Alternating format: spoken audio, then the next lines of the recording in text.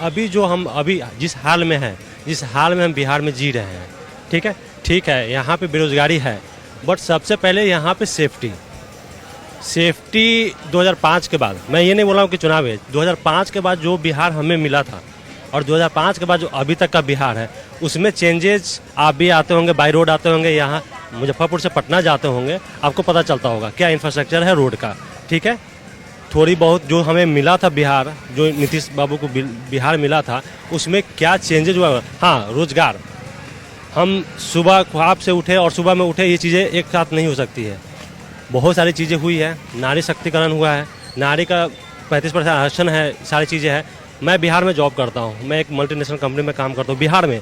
मैं गुजरात में भी रहा हूँ 10 साल, मैं दिल्ली में भी रहा हूँ, मैं बिहार में आके 35,000 का जॉब करता हूँ, पढ़ा लिखा नौजवान हूँ।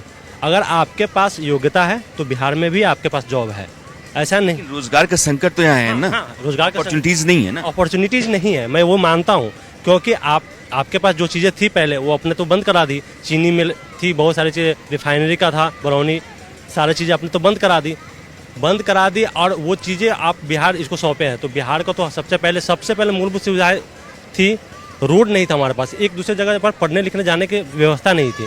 अब वो सारी चीज़ें हैं, स्कूलों की मरम्मत थी, छत गिर जाते थे कहीं पे, बच्चे दब के मर जाते थे, उसको कोई देख रेख नहीं करता था। बट अभी ये सब चीज़ें और मतलब स्मूथी में चल रही है। अब एक हो गया, अब एक मेन मुद्दा है रोजगार, नौजवानों को रोजगार कैसे मिले, तो इस पर भी सरकार काम कर रही है। छोटी छोटी उद्योग, अभी पारू जो विधानसभा है, पारू में कुछ अधिग्रहण हुआ है ज़मीनों का, जो कंपनियां खुल रही हैं। तो धीरे धीरे चीज़ें अलाइन हो रही हैं और हो सकता है कि विगत वर्षों में 5-10 सालों में ये सारी चीज़ें भी अलाइन हो जाएगी और स्मूथली चलेगी।